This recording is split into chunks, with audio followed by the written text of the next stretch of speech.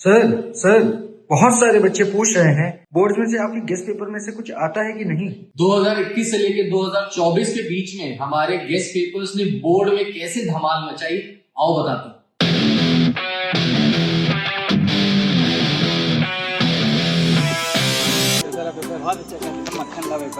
हाँ, जो guest paper बता दे वही है। वैसे ही है सर ये क्वेश्चन बी और सी सर ये वाला अच्छा।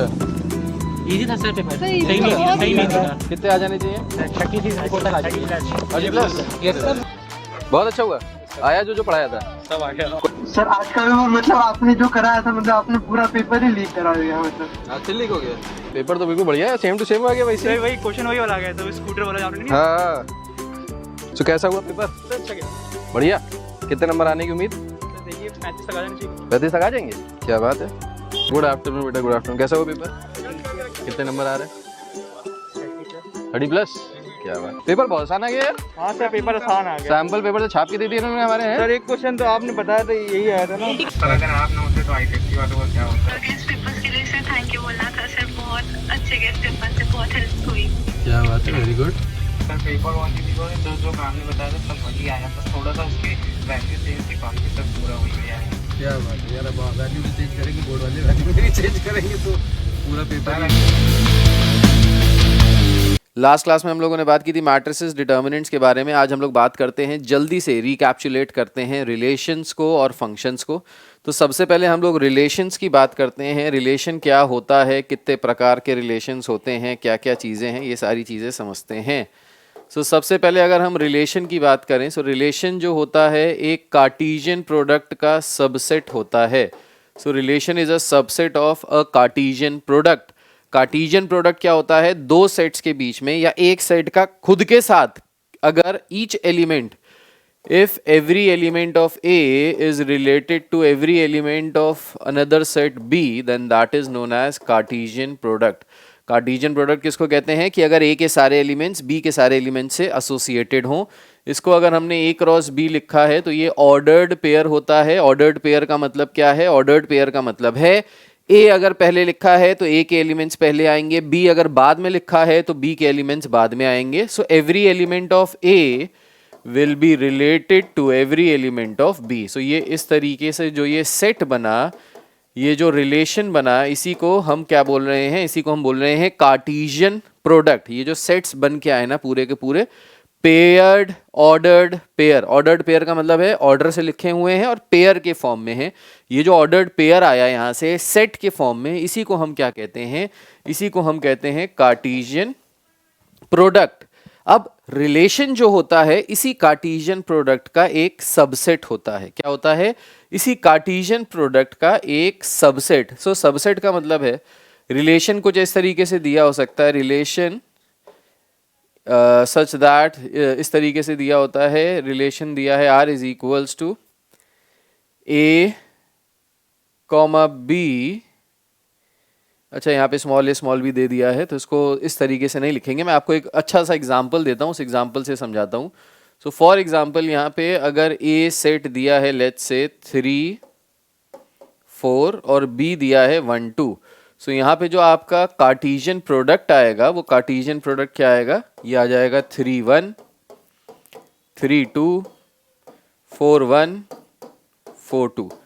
ये जो कार्टेशियन प्रोडक्ट आया, रिलेशन इसी का सबसेट होता है। कैसे सबसेट बनाते हैं? हमने रिलेशन डिफाइन किया R is equals to x comma y such that x comma y belongs to the relation R। ठीक है, x comma y belongs to A comma B. X comma y belongs to A comma, या ऐसे भी लिख सकते हैं इसको, x belongs to A comma y belongs to B such that x is greater than y। अब ये relation क्या कह रहा है? ये रिलेशन कह रहा है कि दो एलिमेंट्स अगर हमने लिए, पहला एलिमेंट x, दूसरा एलिमेंट y, ये जो x है ये सेट A में बिलोंग कर रहा है, मतलब A के एलिमेंट्स हैं, और ये जो y है ये सेट B में बिलोंग कर रहा है, मतलब y के एलिमेंट्स को यहाँ पे ये रिप्रेजेंट किया जा रहा है। तो इन दोनों के बीच में रिलेशन कैसे स्टैब्लिश हो रहा है? इन दोनों के बीच में रिलेशन तब स्टैब्लिश होगा when x is greater than y, मतलब पहला नंबर दूसरे नंबर से बड़ा है। तो इस रिलेशन को अगर हम लिखें इन द रोस्टर फॉर्म तो ये क्या हो जाएगा? x is greater than y। पहला नंबर दूसरे से बड़ा होना चाहिए। तो यहाँ पे x is greater than y है, यहाँ पे x is greater than y है, यहाँ पे भी x ग्रेटर देन y है, यहाँ पे भी x ग्रेटर देन y है।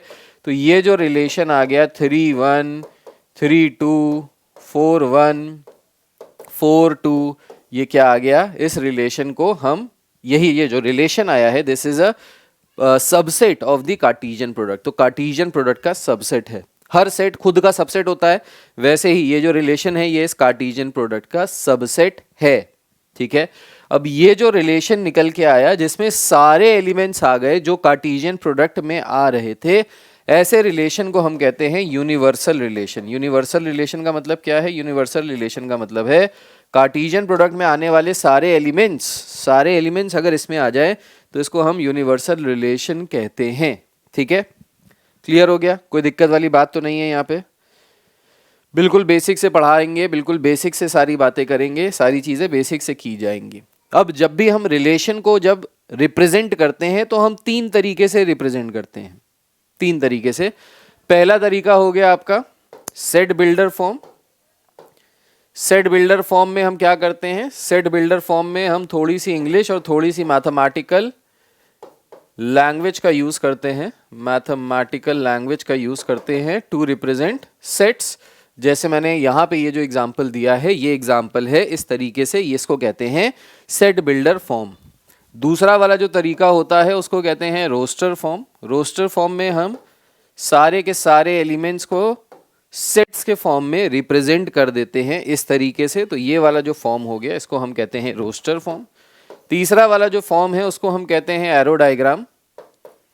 एरो डायग्राम में क्या होता है? सो एरो डायग्राम में हम यहाँ पे रख दिए x वाले एलिमेंट्स, यहाँ पे रख दिए y वाले एलिमेंट्स, या ऐसे भी कह सकते हैं अगर सेट A और B है तो हम ऐसे कह सकते हैं यहाँ पे रख दिए सेट A के एलिमेंट्स, यहाँ पे रख दिए सेट B के एलिमेंट्स। तो A के एलिमेंट्स है 3, 4, B के एलिमेंट्स है 1, 2। अब कैसे कैसे रिलेटेड है उनको एरो डायग्राम से ज्वाइन कर देंगे। सो 3 का रिलेशन 1 के साथ, 3 का रिलेशन 2 के साथ, 4 का रिलेशन 1 के साथ, 4 का रिलेशन 2 के साथ। इसको हम कहते हैं एरो डायग्राम रिप्रेजेंटेशन। सो रिलेशंस को हम 3 तरीके से रिप्रेजेंट कर सकते हैं। पहला तरीका हो गया set builder form, roster form and arrow diagram. ये 3 तरीके हो गए सेट को रिप्रेजेंट करने के, सॉरी रिलेशन को रिप्रेजेंट करने के, ये 3 तरीके हो गए। फिर इसके बाद 3 तरीकों के बाद एक और चीज आती है। क्या आता है? इसके बाद आता है types of relation. So types of relation की अगर हम लोग बात करेंगे, सो टाइप्स ऑफ रिलेशन में 3 तरीके के रिलेशंस होते हैं। सबसे पहले होता है आइडेंटिटी नहीं, इसको हम लोग बोलते हैं रिफ्लेक्सिव,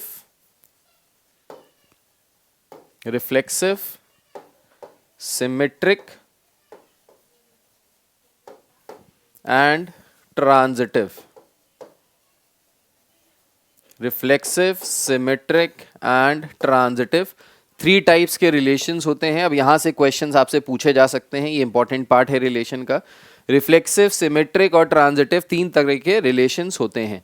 रिफ्लेक्सिव रिलेशन एक ऐसा रिलेशन होता है, रिफ्लेक्सिव की अगर बात करें तो रिफ्लेक्सिव का मतलब है हर एलिमेंट का खुद के साथ रिलेशन होना चाहिए। इसको याद रखने के लिए याद ऐसे रखेंगे, एक गाना था, बहुत फेमस गाना था, आप लोगों ने सुना होगा, शीला शीला की जवानी। उसमें एक लाइन थी, कहती है मैं खुद से प्यार जताऊं। सो मैं खुद से प्यार जताऊं का मतलब है मेरा खुद के साथ relation. So A is related to A, that is known as reflexive. आप खुद ही से प्यार करें तो आप कैसे हैं? रिफ्लेक्सिव हैं। ठीक है। सो अगर किसी सेट, अगर मान लीजिए कार्टेशियन प्रोडक्ट, अगर किसी सेट ए में से अगर एक ए एलिमेंट है जो बिलोंग कर रहा है सेट ए में, और सेट ए में आने वाले जितने भी एलिमेंट्स हैं अगर उनका खुद के साथ रिलेशन है तो ऐसे रिलेशन को हम क्या कहेंगे? ऐसे रिलेशन को हम कहेंगे रिफ्लेक्सिव रिलेशन। सो अगर मान लीजिए सेट ए में से रिलेशन स्टैब्लिश हो रहा है और ये जो रिलेशन है ये दिया है 1, 1, 2, 2, 3, 3, तो ये रिलेशन कैसा हो गया? ये रिलेशन रिफ्लेक्सिव रिलेशन हो गया। क्यों रिफ्लेक्सिव रिलेशन हो गया? क्योंकि 1 का खुद के साथ 1, 2 का खुद के साथ 2, 3 का खुद के साथ 3। अगर यहाँ पे रिफ्लेक्सिव के केस में अगर कोई भी एक ऐसा एलिमेंट होता जिसका खुद के साथ रिलेशन ना होता, मतलब कहने का क्या है? मतलब कहने का ये है कि मान लीजिए अगर रिलेशन होता 1, 1, 2, 2 एंड 1 3। अगर इस तरीके से कोई रिलेशन होता तो हम इसको नहीं कहते कि ये रिफ्लेक्सिव है। क्यों नहीं कहते? क्योंकि रिफ्लेक्सिव की जो डेफिनेशन है वो डेफिनेशन ये कहती है every element should be related to itself. हर एलिमेंट का खुद के साथ रिलेशन होना चाहिए। मतलब 1 1 होना चाहिए, 2 2 होना चाहिए, लेकिन 3 3 यहाँ पे मिसिंग है, इसलिए ये रिफ्लेक्सिव नहीं होगा। नीचे वाला जो मैंने एग्जांपल दिया है 1 1 2 2 3 3, ये रिफ्लेक्सिव होगा। तो रिफ्लेक्सिव में आपको हमेशा याद रखना है, दिमाग में बैठाना है, कॉन्सेप्ट ये कहता है कि हर एलिमेंट का रिलेशन खुद के साथ होना चाहिए, तभी हम उसको रिफ्लेक्सिव कहेंगे, वरना रिफ्लेक्सिव नहीं कहेंगे। This should be clear in your mind. ठीक है, ये आपके मन में क्लियर होना चाहिए। उसके बाद बात करते हैं सिमेट्रिक रिलेशन की। अब सिमेट्रिक का मतलब क्या होता है? सिमेट्रिक का मतलब होता है कि अगर A is related to B then B should be related to A। अगर A रिलेटेड टू B है, अगर मैं आपका भाई हूं तो आप भी मेरे भाई हुए, ये हो गया सिमेट्रिक रिलेशन।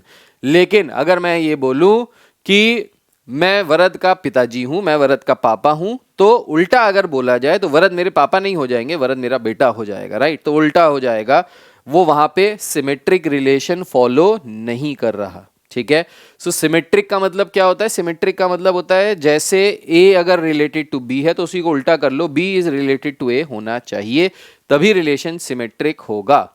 जैसे अगर मैं आपसे बोलूं R is equals to T1, T2, जहां पे ये T1 T2 दो ट्राइंगल्स हैं, ठीक है, और T1 is congruent to triangle T2, क्या ये रिलेशन सिमेट्रिक रिलेशन होगा कि नहीं होगा? देखिए, अगर हमको रिलेशन में दो ट्राइंगल्स दिए हैं और रिलेशन दो ट्राइंगल्स के बीच में तब स्टैब्लिश हो रहा है जब वो इस पर्टिकुलर कंडीशन को फॉलो कर रहे हैं। क्या है कंडीशन? कंडीशन ये है कि triangle 1 should be congruent to triangle 2। अगर भाई एक ट्राइंगल 1 है जो ट्राइंगल 2 के कॉन्ग्रुएंट है, तो डेफिनेटली हम ये कह सकते हैं कि ट्राइंगल 2 जो होगा वो भी ट्राइंगल 1 के कॉन्ग्रुएंट तो होगा ही होगा। सो इसलिए ये रिलेशन कैसा हो गया? ये रिलेशन सिमेट्रिक हो गया। एक और एग्जांपल देते हैं सिमेट्रिक रिलेशन का। सो फॉर एग्जांपल यही है, ए सेट A में से हमारे पास रिलेशन स्टैब्लिश हो रहा है। रिलेशन दिया है 1 1 1 2 2 1 2 2। ये रिलेशन अगर हमको दिया है, और लेट्स से यहाँ पे 3 3 भी लिख लेते हैं, ये अगर हमसे रिलेशन पूछा जाए कि क्या ये रिलेशन सिमेट्रिक होगा या नहीं होगा, तो सिमेट्रिक के लिए देखिए 1 1 जैसे भी लिखो, चाहे 1 1 लिखो, चाहे उसको 1 को आगे करो, उसको 1 को पीछे लिखो, देखने में तो सेम ही लगेगा ना। ये 1 1 है, इसको ऐसे उल्टा करके लिखोगे तो भी 1 1 ही दिखेगा। ये 2 2 है, इसको उल्टा करके भी देखोगे तो भी 2 2 ही दिखेगा। ये 3 3 दिखेगा। ठीक, अब बात करते हैं यहाँ पे। देखिए, अगर 1 रिलेटेड टू 2 है तो 2 रिलेटेड टू 1 होना चाहिए। 1 2 है तो 2 1 भी है, इसलिए ये रिलेशन कैसा है? ये रिफ्लेक्सिव भी है एंड सिमेट्रिक भी है। So this relation is both reflexive as well as symmetric. इसको हम कहते हैं सिमेट्रिक रिलेशन। सो पहला रिलेशन हो गया रिफ्लेक्सिव। रिफ्लेक्सिव का मतलब है each element should be related to itself. हर एलिमेंट का खुद के साथ रिलेशन होना चाहिए, खुद के साथ कनेक्शन होना चाहिए। सिमेट्रिक का मतलब होता है अगर पहला रिलेटेड है दूसरे के तो दूसरा should be related to the पहला वाला पार्ट। ठीक है, that is known as symmetric. Transitive की अगर अपन बात करें तो ट्रांजिटिव का मतलब क्या होता है? ट्रांजिटिव में सबसे पहले ये समझना कि ट्रांजिटिव में जब भी हम रिलेशन के बारे में बात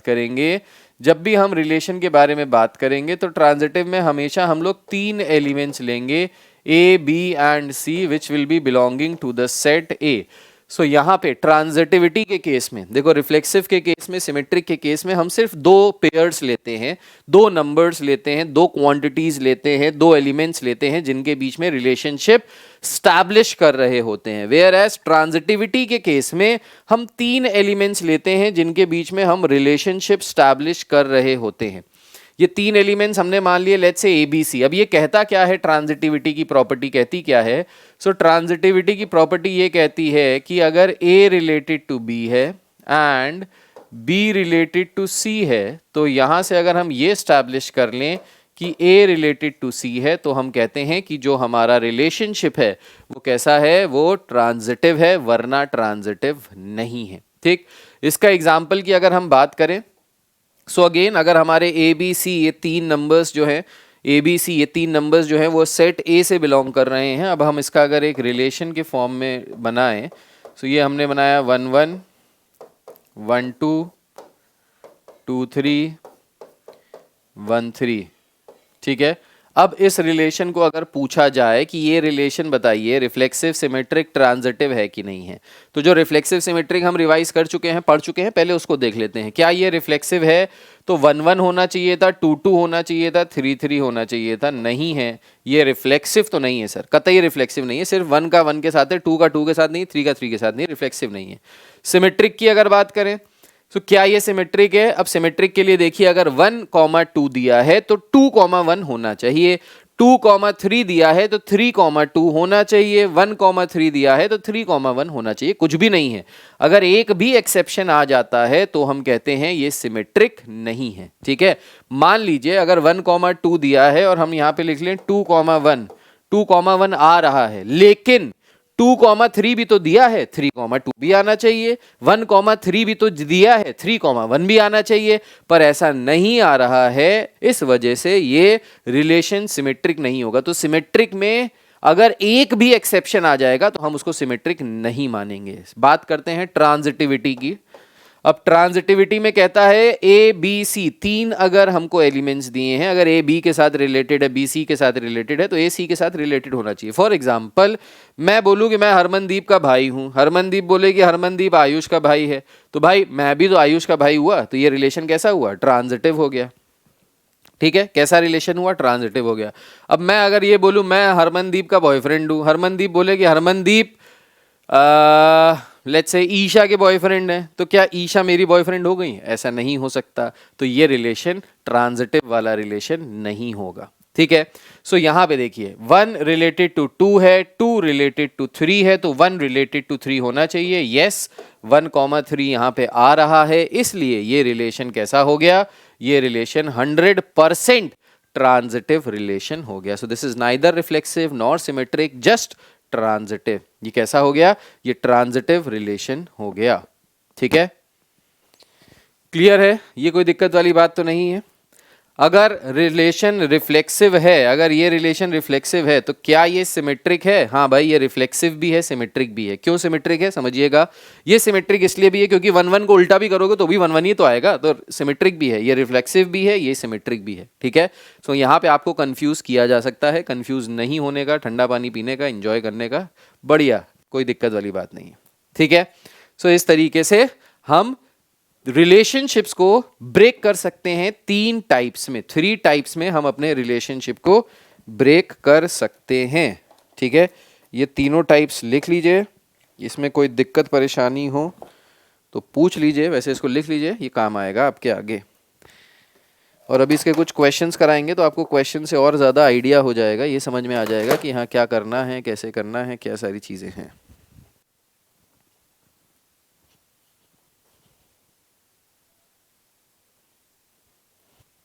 अब इसके बाद आता है इक्विवेलेंस रिलेशन। इक्विवेलेंस रिलेशन क्या होता है? सो एक ऐसा रिलेशन, इक्विवेलेंस रिलेशन होता है जो रिफ्लेक्सिव भी हो, जो सिमेट्रिक भी हो और जो ट्रांजिटिव भी हो। So a relation which is reflexive, symmetric as well as transitive, ऐसे रिलेशन को हम क्या बोलते हैं? इक्विवेलेंस रिलेशन बोलते हैं। ठीक है, जैसे अब देखो यहाँ पे वही वाला एग्जांपल दे दिया, late T be the set of all triangles in a plane with R, a relation in T given by T1, T2. So T जो है वो set of triangles को define कर रहा है। T1, T2 उसी में से कुछ triangles हैं। T1 is comma to T2, T1, T2 का मतलब है कि T1 और T2 के बीच में रिलेशनशिप तब स्टैब्लिश होगा जब T1 T2 के कॉन्ग्रुएंट हो। कह रहा है show that the R is an equivalence relation. क्या ये इक्विवेलेंस रिलेशन होगा? तो सबसे पहले अगर बात करें रिफ्लेक्सिव की, तो show that this is reflexive. क्या ये रिफ्लेक्सिव होगा? So T1 is congruent to T1। हम यहाँ पे ये कह सकते हैं every triangle is congruent to itself, is congruent to itself, therefore the relation is reflexive। तो इसमें आप मैथमेटिकली भी रिप्रेजेंट करके दिखा सकते हो, इसमें आप अंग्रेजी लिख के भी दिखा सकते हो कि किस तरीके से हम ये बोल रहे हैं। तो हम ये कह रहे हैं कि भाई T1 खुद के, हर ट्रायंगल खुद के तो कॉन्ग्रुएंट होगा ही होगा। अगर हम ये बात करें कि हर आदमी खुद का जुड़वा होता है कि नहीं होता, तो हाँ भाई हर आदमी खुद का जुड़वा होता है। हर आदमी खुद से तो जुड़वा होता ही होता है, सो हर ट्राइंगल खुद के कॉन्ग्रुएंट होता है, इसलिए ये रिलेशन रिफ्लेक्सिव तो है, डेफिनेटली है। सेकेंड पार्ट पे हम बात करेंगे सिमेट्रिक पे। सो इसका मैंने अभी आपको एग्जांपल ऑलरेडी दे दिया है, वैसे फिर से दे देता हूं। अगर T1 कॉन्ग्रुएंट है T2 के, सो डेफिनेटली हम ये कह सकते हैं T2 T1 के कॉन्ग्रुएंट होगा ही होगा। सो ये क्या हो गया, सो ये सिमेट्रिक हो गया। देखो कभी भी अगर हमको क्वेश्चन में पूछता है कि show that this is reflexive, symmetric, transitive, तो हम कोई भी एक एग्जांपल देके समझा सकते हैं। लेकिन अगर क्वेश्चन में पूछा, फॉर एग्जांपल क्वेश्चन में पूछा कि show that this is reflexive, symmetric but not transitive, या symmetric, transitive but not reflexive, तो उस केस में हम क्या करेंगे कि वो एक पार्ट जिसको हमको शो करना है कि ये रिफ्लेक्सिव नहीं है या सिमेट्रिक नहीं है या ट्रांजिटिव नहीं है, उस केस में हम क्या करेंगे, उस केस में हम एक एक्सेप्शन दिखा देंगे कि देखो ऐसा ऐसे के साथ ए का रिलेशन बी के साथ हो रहा है, बी का रिलेशन सी के साथ हो रहा है, लेकिन ए और सी का रिलेशनशिप स्टैब्लिश नहीं हो रहा है, इसलिए रिफ्लेक्सिव या इसलिए ये ट्रांजिटिव नहीं है। तो जब भी हमको नहीं है वाली चीज प्रूफ करनी है, आपको सिर्फ एक एक्सेप्शन देना है। You only have to provide one exception. एक भी एक्सेप्शन अगर आपने दे दिया तो आपने जंग जीत ली कि हाँ भाई जो हम कह रहे हैं सच कह रहे हैं, सच के सिवा कुछ नहीं कह रहे हैं। अब थर्ड पार्ट में क्या कह रहा है, ट्रांजिटिव प्रूफ करके दिखाइए। सो भाई ये ट्रांजिटिव तो होगा ही होगा। क्यों ट्रांजिटिव होगा? सो ट्रांजिटिविटी की केस में हम क्या कर लेंगे, तीन ट्राइंगल्स ले लेंगे, T1, T2, T3, they all belongs to this set T। ठीक, ये हमने सबसे पहले बता दिया कि भाई तीन ट्राइंगल्स हैं T1, T2, T3 जो इसी सेट T में बिलोंग कर रहे हैं। बहुत बढ़िया।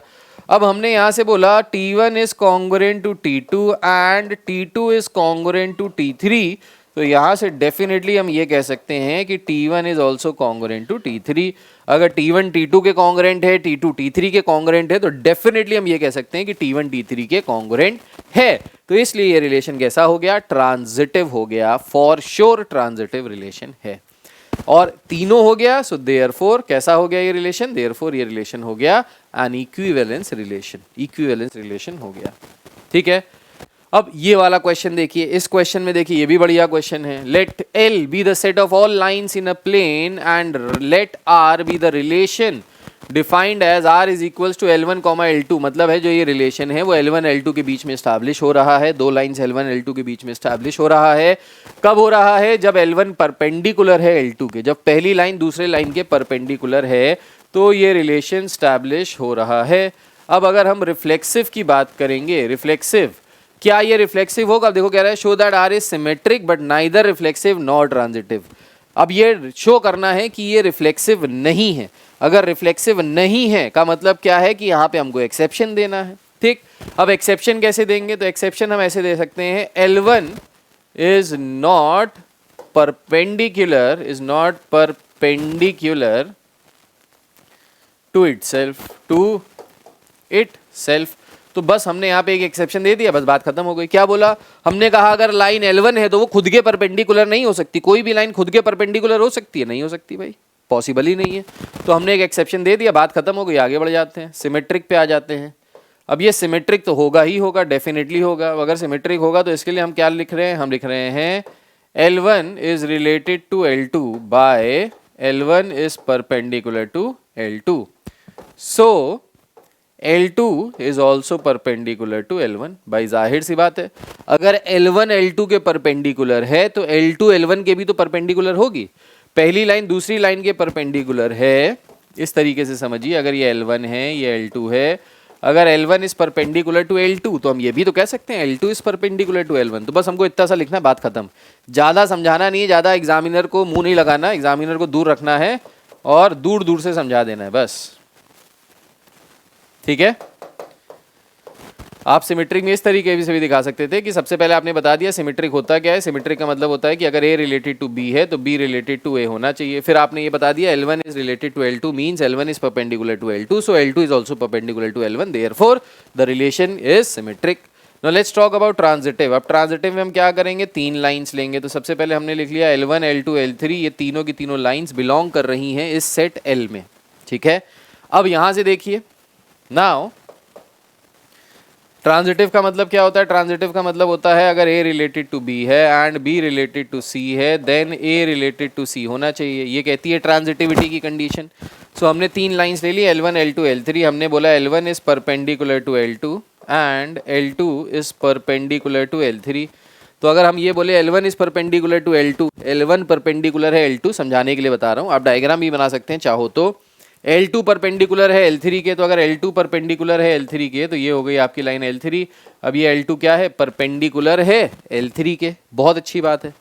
तो क्या यहाँ पे ये दोनों लाइंस आपस में परपेंडिकुलर है? क्या L1 L2 के L3 के परपेंडिकुलर है? नहीं। यहाँ पे आपको क्या दिखाई दे रहा है? यहाँ पे आपको दिखाई दे रहा है कि अगर L1 L2 के परपेंडिकुलर है, L2 L3 के परपेंडिकुलर है, तो L1 L3 के पैरेलल हो जा रही है, परपेंडिकुलर नहीं हो रही। L1 is parallel to L3 but L1 is not perpendicular, अंग्रेजी में लिखिएगा, L1 is not perpendicular to L3, therefore not transitive, therefore not transitive। इसलिए ये ट्रांजिटिव नहीं है। क्यों नहीं है?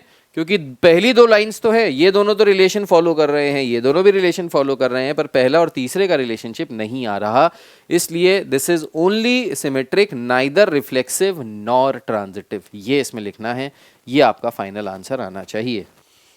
फिर से एक बार मैं आपको रिपीट कर देता हूँ, फंक्शन क्या होते हैं। सो फंक्शन का मतलब होता है एक ऐसी मशीनरी जिसमें अगर आप इनपुट दे रहे हो तो उस इनपुट पे कुछ प्रोसेसिंग होती है और प्रोसेसिंग होने के बाद उसके करस्पॉन्डिंग में आपको आउटपुट्स मिल जाते हैं। फॉर एग्जांपल मॉड्यूलस फंक्शन हो गया, स्क्वायर फंक्शन हो गया, क्यूब फंक्शन हो गया, क्यूब रूट फंक्शन हो गया, साइनोसॉइडल फंक्शन हो गया, कॉस का फंक्शन हो गया। सो ये सारे फंक्शंस हैं। फंक्शन को हम ग्राफ से कैसे बता सकते हैं कि वो फंक्शन है? जैसे किसी आदमी को देख के हम कैसे बता सकते हैं कि ये आदमी है कि औरत है? भाई उसकी अपीयरेंस को देख के बता सकते हैं, राइट। दाढ़ी वाड़ी है तो मतलब आदमी है, औरतों की दाढ़ियाँ नहीं होती है। या अगर आदमियों की तरह बिहेव किया, आदमियों की तरह वेशभूषा पहनी है, कपड़े पहने हैं, क्लोथिंग है, आदमी की तरह बोल रहा है, आवाज़ भारी है, तो हम उसको कहेंगे आदमी है। वेयर एज श्रिलिंग वॉइस है, फेशियल हेयर्स नहीं है, तो हम उसको क्या कहेंगे कि भाई ये औरत है, गर्ल है, राइट। तो किसी भी फंक्शन को हम देख के कैसे पहचानेंगे कि वो फंक्शन है या कुछ और है? ठीक, तो वो देख के कैसे पहचानेंगे? तो देख के पहचानने के लिए हमने ग्राफ को ड्रॉ किया, ग्राफ ड्रॉ करते ही हमने एक लाइन ड्रॉ की which is parallel to the y axis. So y axis के पैरेलल एक लाइन ड्रॉ की। अगर ये लाइन इस ग्राफ को सिर्फ एक पॉइंट पे कट करे तब तो वो फंक्शन है, वरना फंक्शन नहीं है। जैसे यहाँ पे देखिए, ये जो फंक्शन हमने बनाया, इसका ग्राफ जो हमने बनाया, अगर हम एक लाइन ड्रॉ करें पैरेलल टू वाई एक्सिस, वो वाई के राइट साइड भी हो सकती है, वाई के लेफ्ट साइड भी हो सकती है, कहीं पे भी हो सकती है, ठीक है। और अगर वो फंक्शन को एक पॉइंट पे कट करे तो क्या है? ये फंक्शन है। यहाँ पे जैसे ही हमने बनाया, यहाँ पे बनाया, यहाँ पे पैराबोला बन रहा है। अगर ये लाइन जो हमने ड्रॉ की वाई के पैरेलल, ये देखिए इस ग्राफ को 2 जगह कट कर रही है, तो ये फंक्शन नहीं है। ये बेसिक सा रूल है to check whether a given function whether a given graph is a function or not। इस तरीके के क्वेश्चन CFQ में आए हैं तो मैंने आपको बता दिए, ठीक है। इसके बाद क्या आता है भाई? इसके बाद हम लोग बात करते हैं डिफरेंट टाइप्स ऑफ फंक्शंस के बारे में, अलग अलग भांति भांति के फंक्शंस के बारे में, टाइप्स ऑफ फंक्शंस के बारे में हम लोग बात करते हैं। फंक्शंस कितने प्रकार के होते हैं? तो सबसे पहले टाइप्स ऑफ फंक्शन में आता है 1-1 फंक्शन, जिसको हम इंजेक्टिव फंक्शन भी बोलते हैं। इंजेक्टिव 1-1 या फिर इंजेक्टिव फंक्शन। अब क्या होता है 1-1 या इंजेक्टिव फंक्शन? सो 1-1 या इंजेक्टिव का मतलब होता है for every x there is a unique y। अब ये डेफिनेशंस अगर आपने याद कर ली, दिमाग में बैठा ली, तो फिर आपको कोई टेंशन नहीं है। मतलब फॉर एवरी x का मतलब क्या होता है? x का मतलब है, यहाँ पे x का कहने का मतलब है input. x here stands for input and y here stands for output। Her input का एक यूनिक आउटपुट अगर है तो ऐसे हम फंक्शन को क्या कहेंगे? 1-1 function. For example let's say this is x input, let's say this is y output. So अगर हमको दिया है लेट्स से यहाँ पे a b c d, a का आउटपुट है 1 2 3 4, b का आउटपुट है 3, c का आउटपुट है 2, d का आउटपुट है 4। सो ये जो रिलेशन हुआ, इस रिलेशन को, सॉरी, ये जो फंक्शन हुआ, इस फंक्शन को हम कहेंगे 1-1 फंक्शन या फिर इंजेक्टिव फंक्शन। क्यों? क्योंकि हर इनपुट का एक यूनिक y है, जिसको कहते हैं 1-1।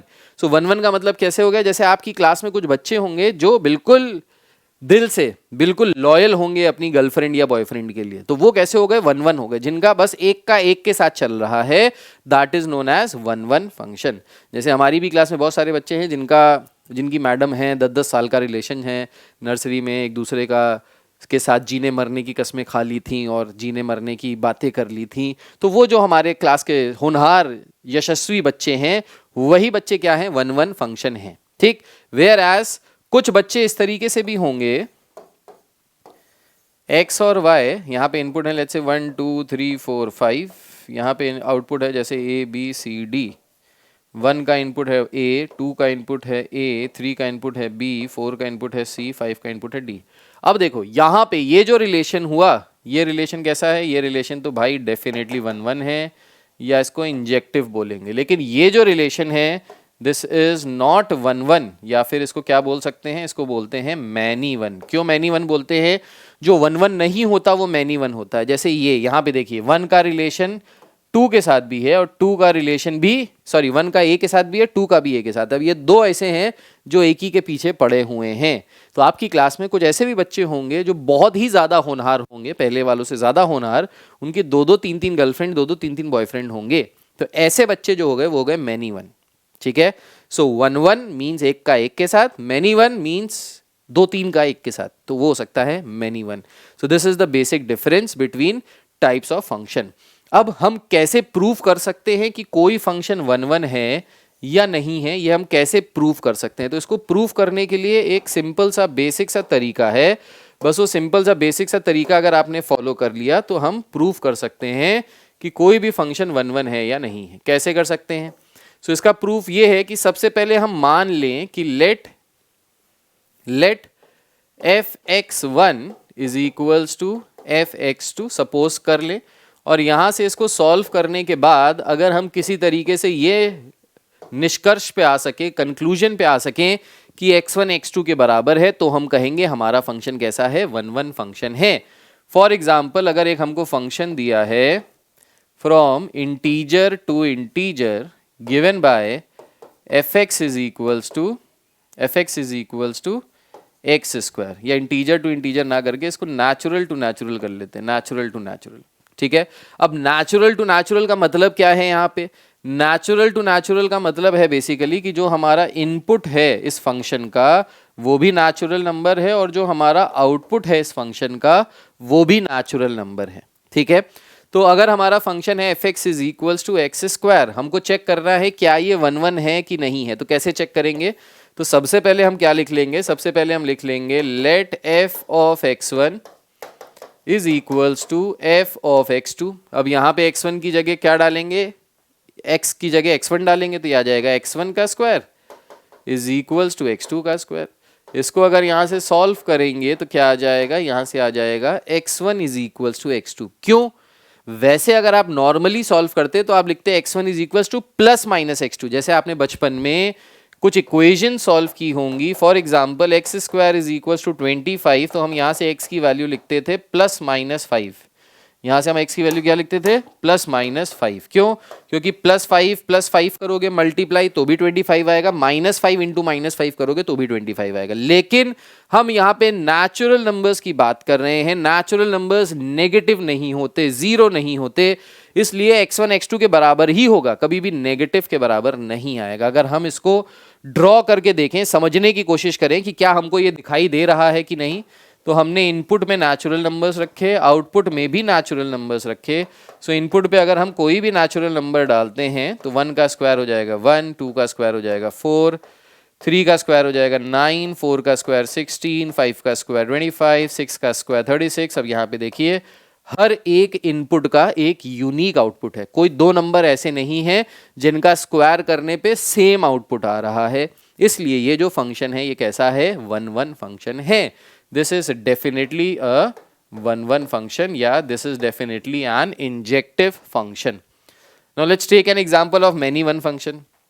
अब इसी फंक्शन को अगर हम चेंज कर दें, इसी फंक्शन को हम लिख दें f function is from z to z integer to integer such that fx is equals to x square.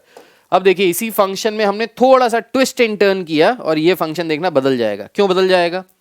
अब हमने फंक्शन दे दिया from z to z integer to integer, मतलब जो हमारा इनपुट है वो भी इंटीजर है, जो हमारा आउटपुट है वो भी इंटीजर है। बहुत बढ़िया सर। सर कैसे चेक करेंगे 1 1 है कि नहीं? तो सबसे पहले सर हम ये मान लेंगे कि let fx1 is equals to fx2। फिर हमने यहाँ पे अगर ये रखा तो यहाँ से आ गया x1 square is equals to x2 square, और यहाँ से आ गई x1 की वैल्यू प्लस माइनस x2। क्यों? क्योंकि इंटीजर तो सर नेगेटिव भी होते हैं पॉजिटिव भी होते हैं। -2 इंटू -2 करोगे तो भी 4 आएगा, +2 इंटू +2 करोगे तो भी 4 आएगा। तो यहाँ से क्या नेगेटिव क्या पॉजिटिव x1 कभी नेगेटिव x2 के बराबर हो सकता है? नहीं हो सकता। सो हम यहाँ से कहेंगे x1 can not be equal to -x2, so not possible. So इसलिए ये मैनी वन है, नॉट पॉसिबल। इसलिए ये रिलेशन कैसा हो गया? This is not 1 1, this is many one. अगर इसको हम सर देखना चाहें, ये तो आप सर मैथमेटिकली बता रहे हो, अगर हमको देखना है कि सर दिखाइए कैसे दिखेगा, कैसे पता चलेगा, तो फिर से यही कर लो। यहाँ पे आप इंटीजर्स रखो। अब जब आप इंटीजर्स रखोगे तो इंटीजर में आपके पास नेगेटिव वैल्यूज भी आएंगी पॉजिटिव वैल्यूज भी आएंगी। राइट साइड पे भी आउटपुट भी इंटीजर है। -1 का स्क्वायर करोगे तो क्या आएगा? 1, और +1 का स्क्वायर करोगे तो भी आएगा 1, 2 का स्क्वायर करोगे तो भी आएगा 4, -2 का स्क्वायर करोगे तो भी आएगा 4। सो ये देखिए कैसा दिख रहा है, ये आपको क्लियरली दिख रहा है कि ये मैनी वन है। ये क्लियरली दिख रहा है कि 1 का 1 के साथ है, यहाँ पे 2 का 1 के साथ चल रहा है, तो ये मैनी वन हो गया, ये 1 1 फंक्शन हो गया। इस तरीके से आप एरो डायग्राम से भी शो कर सकते हो, आप मैथमेटिकली लिख के भी शो कर सकते हो कि 1 1 है या नहीं है, 1 1 कैसे है कैसे नहीं है। इस तरीके से हम प्रूफ कर सकते हैं कि कोई फंक्शन इंजेक्टिव है या नहीं है। ठीक, इसके बाद इंजेक्टिव के बाद नेक्स्ट चीज क्या आती है? नेक्स्ट के बाद आती है इंजेक्टिव के बाद मैनी वन फंक्शन। अब नहीं सॉरी 1 1 मैनी वन तो हो गया। इसके बाद आती है सरजेक्टिव फंक्शन। सरजेक्टिव फंक्शन क्या होते हैं? सरजेक्टिव फंक्शन को हम ऑन टू फंक्शन भी बोलते हैं, या ऑन टू को सरजेक्टिव भी बोलते हैं। ऑन टू फंक्शन क्या होते हैं? ऑन टू फंक्शन का मतलब होता है फॉर एवरी वाई, वाई का मतलब क्या है? Output. For every output there exist an input x। ठीक है, ये मतलब for every output there exist an input. हर आउटपुट का कोई ना कोई इनपुट जरूर होना चाहिए, तभी वो ऑन टू फंक्शन है, वरना नहीं है। क्या बोला मैंने? मैंने ये बोला कि हर आउटपुट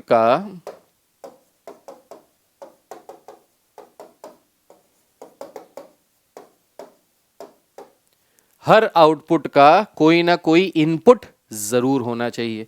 जैसे अगर हमने एक फंक्शन डिफाइन किया, फंक्शन है ये नेचुरल नंबर्स वाला फंक्शन। ठीक है, function from n to n, मतलब इनपुट भी नेचुरल नंबर है आउटपुट भी नेचुरल नंबर है। फंक्शन डिफाइन किया जा रहा है by fx is equals to x plus 1। fx is equals to x plus 1 के द्वारा फंक्शन डिफाइन किया जा रहा है। अब यहाँ पे देखिए, अगर x की जगह 1 डालेंगे तो आउटपुट क्या आएगा? 2, 2 डालेंगे तो 3, 3 डालेंगे तो 4, 4 डालेंगे तो 5, 5 डालेंगे तो 6। सिमिलरली इस तरीके से आएगा। अब अगर हम ये चेक करें क्या ये फंक्शन ऑन टू फंक्शन है, तो ऑन टू फंक्शन की डेफिनेशन कहती है हर आउटपुट का कोई ना कोई इनपुट जरूर होना चाहिए। Every why should have an x। कैसे याद होगा आपको? हर आउटपुट का, हर y का मतलब हर आदमी का कोई ना कोई x का मतलब समझते हो ना, पुरानी वाली या पुराना वाला x होना चाहिए, तभी वो आउटपुट है, वरना आउटपुट नहीं है। तो अगर आपका कोई x रहा है या रही है तो आप ऑन टू हैं, वरना ऑन टू नहीं है। अब यहां पे देखिए, ये जो 1 है, 1 ये बेचारा अनाथ रह गया, अकेला रह गया, वरद भाई की तरह रह गया, अकेला, सिंगुलर। ठीक है, कबीर सिंह की तरह। तो ये जो हमारा फंक्शन है ये ऑन टू नहीं है, this is not onto. जो नॉट ऑन टू होता है वो सरजेक्टिव नहीं होता, this is not onto. So onto का मतलब क्या है? For every y there exist an x, for every output there exist a unique input, या यूनिक नहीं, देयर एग्जिस्ट एन इनपुट। हर आउटपुट का कोई ना कोई इनपुट होना चाहिए। कोई एक ऐसा आउटपुट भी नहीं होना चाहिए जो बेचारा अनाथ रह जाए, खाली रह जाए, जिसके लिए कोई आउटपुट ना हो, कोई इनपुट ना हो। जैसे फॉर एग्जाम्पल अभी हमने एक फंक्शन की बात की थी। फंक्शन था हमारा कुछ इस प्रकार से, एक फंक्शन के बारे में बात की थी, जो फंक्शन था हमारा z टू z, और हमने उसको डिफाइन किया था as fx is equals to x square. ये फंक्शन था हमारा।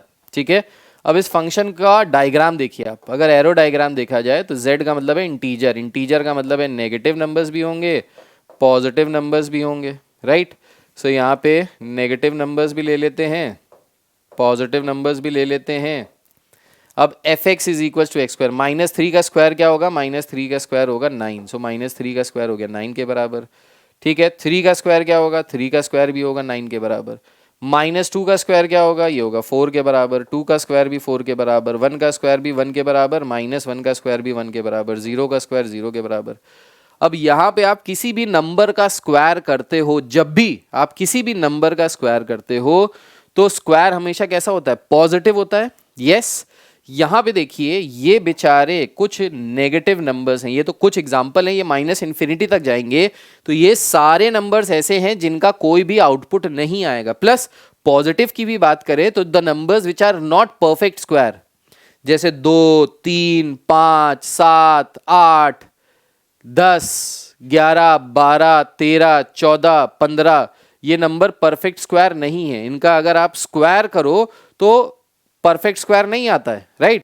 तो ये नंबर्स भी कैसे रह जाएंगे, अनाथ रह जाएंगे, इनका कोई भी इनपुट नहीं बचेगा, कोई भी इनपुट इनके लिए नहीं होगा, कोई भी एक्स इनका नहीं होगा। तो इसलिए ये फंक्शन कैसा है, नॉट सर्जेक्टिव है, ये सर्जेक्टिव फंक्शन नहीं है, कदापि नहीं है, कदापि बिल्कुल नहीं है। So I hope this is clear to each and every one of you. Surjective function वो फंक्शन होते हैं जिनमें हर आउटपुट का कोई ना कोई इनपुट जरूर होना चाहिए। अब चेक कैसे करते हैं कि कोई फंक्शन सर्जेक्टिव फंक्शन है या नहीं है, तो चेक कैसे करते हैं, प्रूफ देखिए भाई, कैसे हम ये चेक कर सकते हैं कि कोई फंक्शन सर्जेक्टिव फंक्शन है या नहीं है। सो लेट्स से हम एग्जांपल लेते हैं, function from n to n given by f(x) is equals to x square. अब ये फंक्शन सर्जेक्टिव फंक्शन होगा या नहीं होगा, ये कैसे चेक करेंगे, तो हम हमेशा क्या करते हैं, इसमें कुछ स्टेप्स हैं, उन स्टेप्स को आंख बंद करके फॉलो करते हैं। सबसे पहला क्या है, put f(x) is equals to put y in place of f(x), in place of f(x), जहां जहां f(x) आ रहा है उसकी जगह y रखो। स्टेप 2 क्या है, find x in terms of y, find x in terms of y। Step number 3 क्या है, check the definition of the function,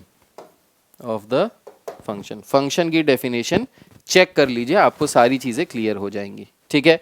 अब ये कैसे करेंगे देखिए, सो इसको करने के लिए क्या करेंगे,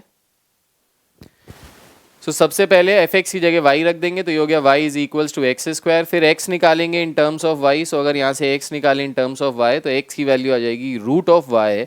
अब यहाँ पे हम डेफिनेशन चेक करेंगे। Now what do we mean by definition check करेंगे, सो डेफिनेशन चेक करेंगे का मतलब है हम ये चेक करेंगे कि हमारा इनपुट और आउटपुट किस तरीके का आ रहा है, क्या वो नेचुरल नंबर से नेचुरल नंबर है, क्या वो इंटीजर से नेचुरल नंबर है, क्या वो इंटीजर से इंटीजर है, रियल टू रियल है, कैसा है, ये देखेंगे। तो ये नेचुरल टू नेचुरल है। अब हम क्या करेंगे, अब हमको ये चेक करना है for every y belonging to natural number, अगर हम y की जगह नेचुरल नंबर रखें तो क्या x हमेशा नेचुरल नंबर के बराबर आ रहा है, अगर हर केस में आ रहा है तो भाई ये ऑन टू है। लेकिन अगर एक भी एक्सेप्शन मिल जा रहा है यहाँ पे तो हम ये कहेंगे this is not onto, ये ऑन टू नहीं है। जैसे x की जगह अगर हम 1 रखें तो रूट ओवर 1 क्या आएगा, 1 के बराबर आएगा। 1 कैसा है, नेचुरल नंबर है, बहुत बढ़िया सर, ऑन टू लग रहा है, ठीक है। फिर y की जगह 2 रखेंगे, अगर y की जगह 2 रखें तो रूट 2 की वैल्यू क्या होती है, 1.414। क्या 1.414 नेचुरल नंबर है, नहीं सर, ये तो नेचुरल नंबर नहीं है। सो कहने का मतलब ये है कि for all y belonging to natural number, अगर हम y की जगह सारे नेचुरल नंबर्स रख के देखें एक एक करके तो सारे के सारे x जो आ रहे हैं वो भी नेचुरल नंबर के फॉर्म में आने चाहिए, लेकिन ऐसा नहीं है, x does not belongs to natural number. जैसे ही आप y की जगह 2 रखोगे ये क्या हो जाएगा, रूट 2। रूट 2 की वैल्यू होती है 1.414। 1.414 is not a natural number, ठीक है। So that means for x, for y belonging, for y is equals to 2, x does not belongs to natural number, या for y belonging to natural number, x does not belongs to natural number, therefore the function is not onto, ये function कैसा है, on to नहीं है। अगर यहीं पे ऐसा आ जाता y belonging to n, x belongs to n, तो ये फंक्शन ऑन टू हो जाता, लेकिन ऐसा यहाँ पे नहीं दिख रहा है, इसलिए ये फंक्शन ऑन टू नहीं है। ये फंक्शन कैसा है, ऑन टू नहीं है। So I hope this is clear कि फंक्शन ऑन टू है कि नहीं है। अब ऑन टू नहीं है को हम एक और नाम से जानते हैं, नॉट ऑन टू बोलो या बोल दो इनटू, एक ही बात है। तो अगर आपके एग्जामिनेशन में इनटू आ जाए तो घबरा मत जाना कि यार ऑन टू पढ़ाया था सर ने, इनटू आ गया। इनटू का मतलब है which is not onto, जो ऑन टू नहीं है वो इनटू है, ठीक है। ऑन टू का एक और नाम है जिसका नाम है सरजेक्टिव, जिसको हम कहते हैं सरजेक्टिव, तो ये इसका दूसरा नाम है। इसके बाद नेक्स्ट चीज आती है domain and range of function. So domain and range भी आता है। अब डोमेन और रेंज हो सकता है पूछा जाए, या हो सकता है डोमेन एंड रेंज से मैक्सिमम या मिनिमम वैल्यू पूछ ली जाए, तो कुछ भी पूछ लिया जाए आप इसको कर सकते हो, ठीक है। सो डोमेन एंड रेंज के बारे में अगर बात करें, डोमेन का मतलब क्या होता है, डोमेन का मतलब होता है all the values that can be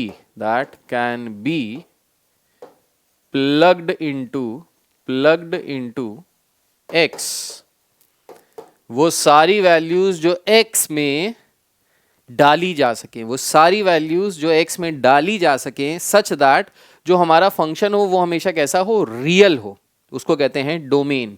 range का मतलब क्या होता है, रेंज का मतलब होता है ऑल द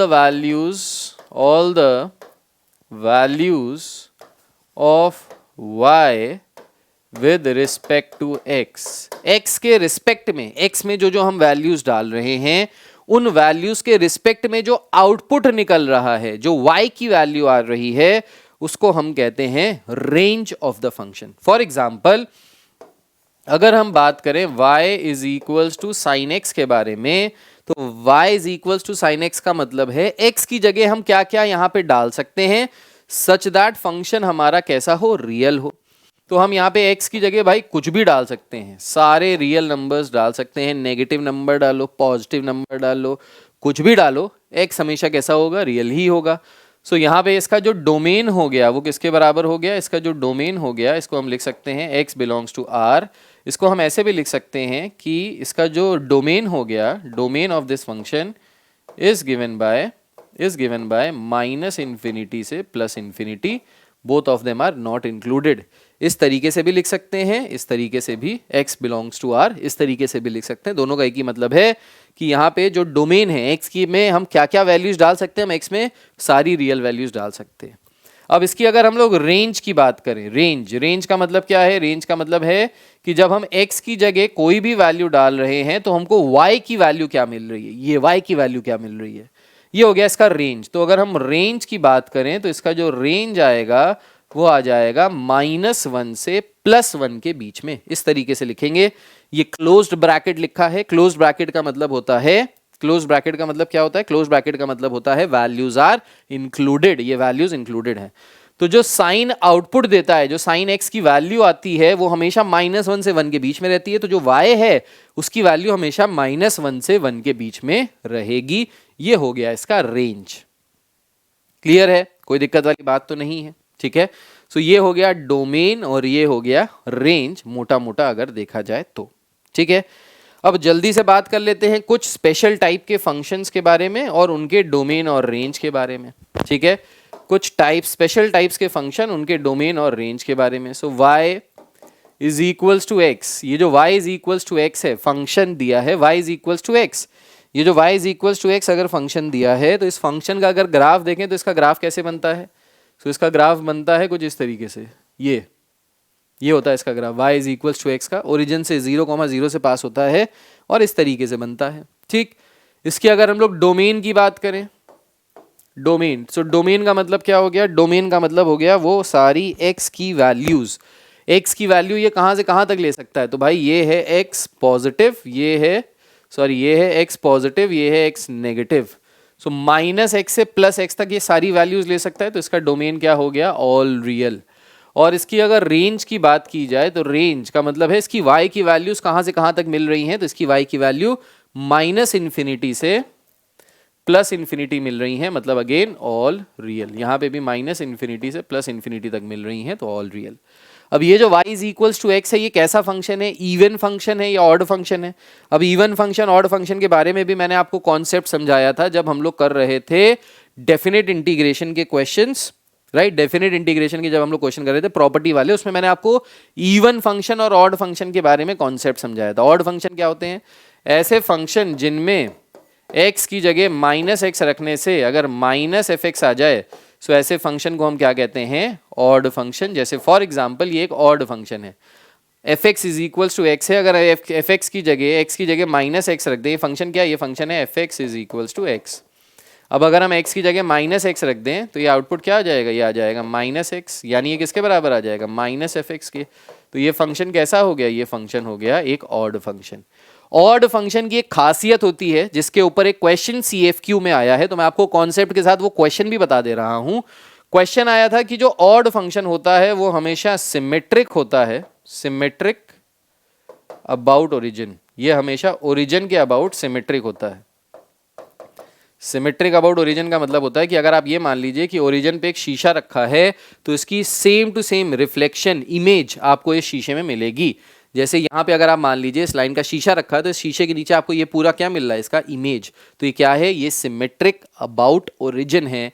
ये जितने भी ऑड फंक्शंस होते हैं वो हमेशा सिमेट्रिक होते हैं अबाउट दी ओरिजिन। ये आप अपनी डायरी में कॉपी में लिख लीजिए, हो सकता है इसके बेसिस पे आपको कोई छोटा मोटा क्वेश्चन 1-2 नंबर का मिल जाए, ठीक है?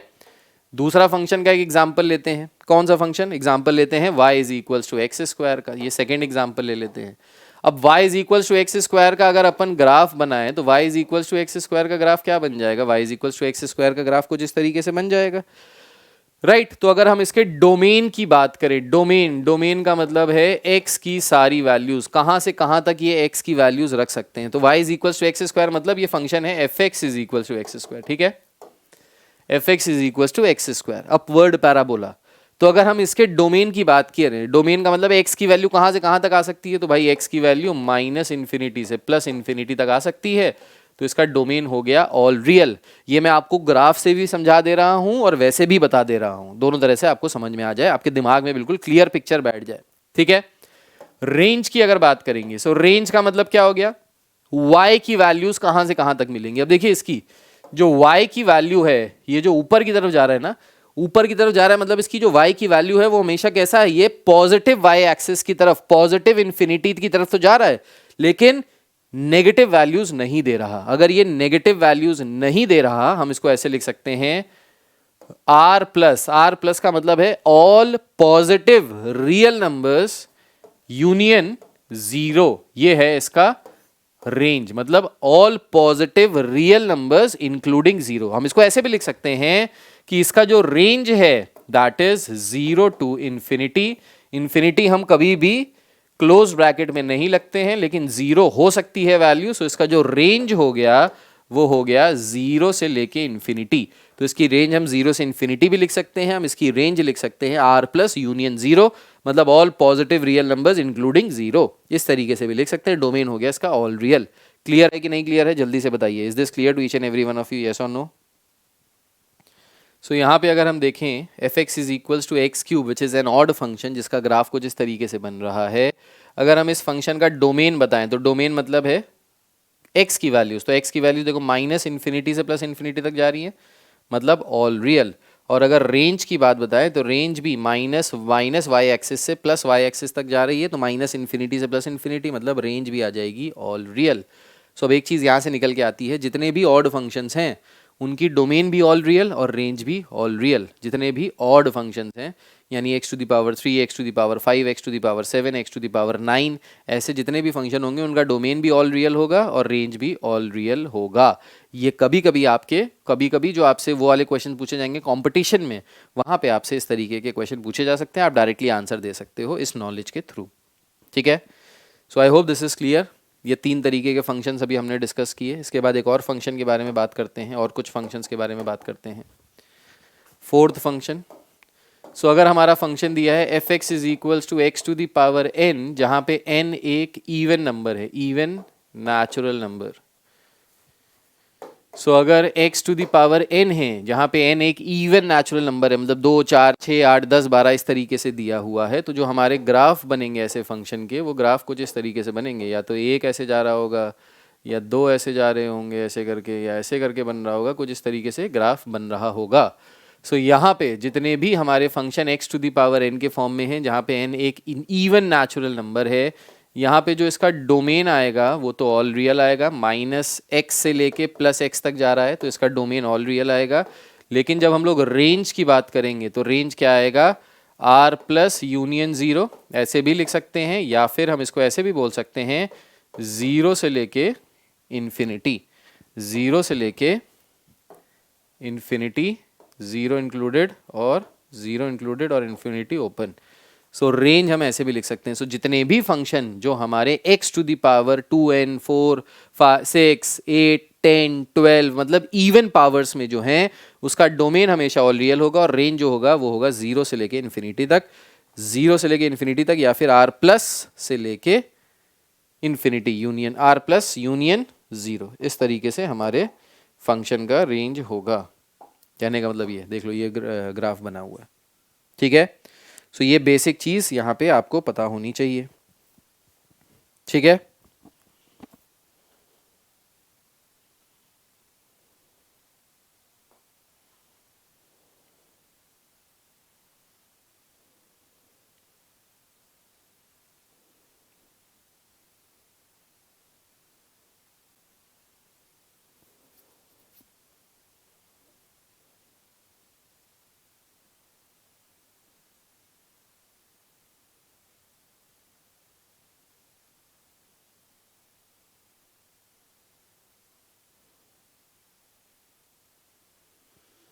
इसके बाद नेक्स्ट टाइप ऑफ फंक्शंस के बारे में अगर बात किया जाए,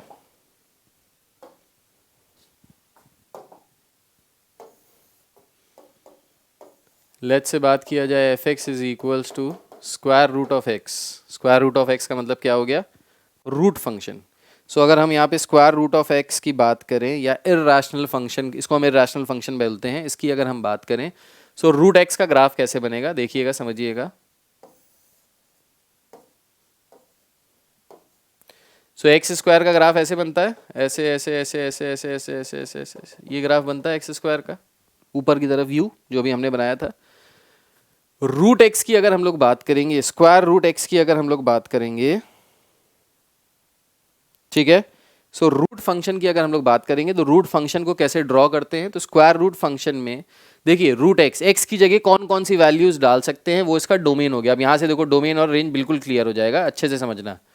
एक्स की जगह जो सारी वैल्यूज हम लोग डाल सकते हैं वो हो गया फंक्शन, वो हो गया इसका डोमेन। अब डोमेन यहाँ से देखिए क्या आएगा, डोमेन यहाँ से आएगा 0 से इन्फिनिटी, 0 इंक्लूडेड, इन्फिनिटी इंक्लूडेड नहीं। क्यों 0 से इन्फिनिटी, सर हम यहाँ पे x की जगह सारे रियल वैल्यूज क्यों नहीं डाल सकते। अब देखिए आप x की जगह कभी भी नेगेटिव नंबर नहीं डाल सकते, क्यों, क्योंकि रूट में अगर नेगेटिव नंबर चला गया तो आपका फंक्शन कैसा हो जाएगा, नॉट रियल, वो रियल नहीं रहेगा, वो चला जाएगा कॉम्प्लेक्स के केस में, ठीक है। और हम लोग जब भी डोमेन और रेंज की बात करते हैं, हम रियल फंक्शन के डोमेन और रेंज की बात करते हैं। तो हम x की जगह 0 डाल सकते हैं, 0 से बड़ी वैल्यू डाल सकते हैं, 0 से छोटी वैल्यू नहीं डाल सकते, क्योंकि जैसे ही 0 से छोटी वैल्यू डाली अंडर रूट में, ये फंक्शन रियल ही नहीं रहेगा, ये चला जाएगा किसमें, कॉम्प्लेक्स नंबर के केस में, विच इज नॉट पॉसिबल। अब इसका अगर हम लोग ग्राफ देखें, कैसे ग्राफ बनाएंगे, रूट एक्स का ग्राफ कैसे बनाएंगे, तो आपको क्या करना है, आपको एक्स स्क्वायर का ग्राफ बनाना है, इसका लेफ्ट वाला हाथ काट देना है, ठीक है। शोले मूवी में ठाकुर था ना, ठाकुर के हाथ काट दिए गए थे, गब्बर ने ठाकुर के हाथ काट दिए थे। सो यहाँ पे आपको क्या करना है, ग्राफ बनाया एक्स स्क्वायर वाला, उसका लेफ्ट हाथ काट दिया। लेफ्ट हाथ काटने के बाद आपको एक स्ट्रेट लाइन ड्रॉ करनी है ओरिजिन से y is equals to x वाली। ये कौन सी इक्वेशन है, ये है y is equals to x, ठीक है। सो आपने एक स्ट्रेट लाइन ड्रॉ की। अब ये जो कर्व बन रहा है, इसको y is equals to x पे क्या कर दो, रिफ्लेक्ट कर दो। मतलब y is equals to x अगर ये एक शीशे की तरह हो गया तो इसका रिफ्लेक्शन कैसा आएगा, इसका रिफ्लेक्शन आएगा कुछ इस तरीके से, ऐसे ये। तो ये जो फंक्शन बन रहा है, ये जो फंक्शन बना, ये वाला फंक्शन पूरा, ये जो फंक्शन बना, इसी फंक्शन को हम क्या कहते हैं, इसी फंक्शन को कहते हैं f(x) is equals to root x. तो ये हो गया रूट एक्स का ग्राफ। तो अगर आपने ये समझ लिया, अपने दिमाग में बैठा लिया, तो कभी आपको रटना नहीं पड़ेगा कि रूट एक्स का ग्राफ ऐसे बनता है। रूट एक्स का ग्राफ ऐसे बनता है, ये रटना नहीं पड़ेगा। कैसे बनता है, एक्स स्क्वायर का ग्राफ बनाया, उसका लेफ्ट वाला हाथ काटा, y is equal to x, एक स्ट्रेट लाइन बनाई। जैसी लाइन इस शीशे के नीचे बन रही है वैसी लाइन हमने ऊपर से बना दी, तो ये जो ऊपर से बनती हुई लाइन है ये क्या हो गई, f x is equals to root x हो गया। और यहाँ से अगर आप देखिए तो एक्स की वैल्यू हमेशा आपको कैसी मिलेगी, 0 से लेके राइट साइड जा रही है, मतलब 0 से इन्फिनिटी के बीच में मिलेगी, माइनस एक्स पीछे की तरफ नहीं आ रही। अब अगर हम इसकी बात करें रेंज की, इसका रेंज क्या होगा, इसका रेंज क्या होगा, रेंज मतलब y की वैल्यूज़ कैसी मिलेंगी, तो y की वैल्यूज़ हमेशा हमको कैसी मिलेंगी, y की वैल्यूज़ भी हमको हमेशा 0 से इन्फिनिटी के बीच में मिलेंगी। तो ये जो हमारा ये बन रहा है ये पॉजिटिव वाई एक्सिस की तरफ बन रहा है, नेगेटिव वाई एक्सिस की तरफ नहीं बन रहा है। ओरिजिन से पास हो रहा है इसलिए 0 भी इंक्लूडेड है और अप टू इन्फिनिटी जा रहा है। तो हम ग्राफ देख के भी डोमेन और रेंज फंक्शन का बता सकते हैं, even if we do not know whether this function कैसा है क्या है, अगर इसके बारे में कुछ नहीं पता तब भी ग्राफ देख के हम इसकी डोमेन और रेंज आइडेंटिफाई कर सकते हैं। तो इसका डोमेन आ गया 0 से इन्फिनिटी, रेंज भी आ गया 0 से infinity. I hope this is clear to each and every one of you. अगर ये आपको क्लियर है तो जल्दी से बताइए छठे वाले फंक्शन का क्या होगा डोमेन और क्या होगा रेंज। ये है क्यूब रूट ऑफ एक्स। चलिए ये बताना है F x is equals to cube root of x, इसका डोमेन क्या होगा और इसका रेंज क्या होगा, कमेंट करके बताइएगा। जिसका आंसर सही होगा उसको हार्ट देंगे। बताइए इसका रेंज क्या होगा और इसका डोमेन क्या होगा, बताइए। F x is equals to cube root of x. अब क्यूब रूट ऑफ एक्स का कैसे बनाएंगे ग्राफ, तो क्यूब रूट ऑफ एक्स का ग्राफ बनाना बहुत ईजी है। एक्स क्यूब का हमने ग्राफ बनाया था, एक्स क्यूब का ग्राफ ऐसे कुछ बना था, ठीक। अब क्या करो, इसमें फिर से एक y is equals to x वाली लाइन बना दो ऐसी। सो ये हमने एक ऐसी स्ट्रेट लाइन बना दी, ठीक। अब इसी का रिफ्लेक्शन बना दो, तो इसका रिफ्लेक्शन अगर बनाओगे तो कैसे बनेगा, एक ये बनेगा और एक यहाँ पे ये बनेगा। तो ये जो ग्राफ बन रहा है हमारा, ये जो ग्राफ बन रहा है हमारा, ये ऐसे, ये यही ग्राफ क्या है, ये ग्राफ है किसका, ये ग्राफ है F x is equals to f x is equals to cube root of x. ये जो ग्राफ बना ये किसका बना, f x is equals to cube root of x. तो क्या किया, एक्स क्यूब वाला ग्राफ बनाया, फिर उसमें y is equals to x pass किया और फिर उसका रिफ्लेक्टेड पार्ट जो है वो हमने इस तरीके से बना दिया। ये हमारा ग्राफ बन गया f x is equals to cube root of x. अब इसका डोमेन और रेंज क्या हो जाएगा भाई, so what will be the domain and what will be the range of this function. तो अगर हम लोग डोमेन की बात करेंगे तो डोमेन क्या आ जाएगा इसका, डोमेन मतलब x की वैल्यू, अब ये माइनस एक्स से प्लस एक्स तक जा रहा है, मतलब इसका डोमेन आ जाएगा ऑल रियल। और इसका रेंज क्या आ जाएगा, इसका रेंज भी आ जाएगा ऑल रियल, क्योंकि ये माइनस एक्स से प्लस एक्स तक जा रहा है। तो डोमेन भी ऑल रियल और रेंज भी ऑल रियल, ठीक है। सो ये आ गया इसका final answer. Is this clear to each and every one of you, क्या ये सबको क्लियर है, यस क्लियर हो गया, ठीक। अब इसके बाद बात करते हैं एक और स्पेशल टाइप के फंक्शन का। कौन सा function, so seventh function modulus function. Modulus function, अब मॉड्यूलस फंक्शन की अगर हम लोग बात करें, सो मॉड्यूलस फंक्शन की अगर हम लोग डोमेन और रेंज की बात करें, सो मॉड एक्स जो फंक्शन होता है इसका ग्राफ कैसे बनता है, मॉड एक्स का ग्राफ बनता है कुछ इस प्रकार से। ये y is equals to x वाली लाइन बनती है, एक इधर एक इधर, एड x is equals to 0 origin पे, ठीक है, ये ओरिजिन पे होगा। सो मॉड x का अगर ग्राफ की बात करें तो क्या ग्राफ देख के आप इसका डोमेन और रेंज बता सकते हो, what will be the domain and what will be the range. Comment करके बताइएगा, जिसका आंसर सही होगा उसको हार्ट दूंगा। जल्दी से कमेंट करके बताइए इसका डोमेन क्या होगा और इसका रेंज क्या होगा। इसके बाद नेक्स्ट सेट पे आ जाते हैं, नेक्स्ट टाइप के फंक्शन पे आ जाते हैं। नेक्स्ट फंक्शन है F x is equals to, इसको कहते हैं GIF greatest integer function. So greatest integer function x, इसका डोमेन क्या होता है और इसका रेंज क्या होता है।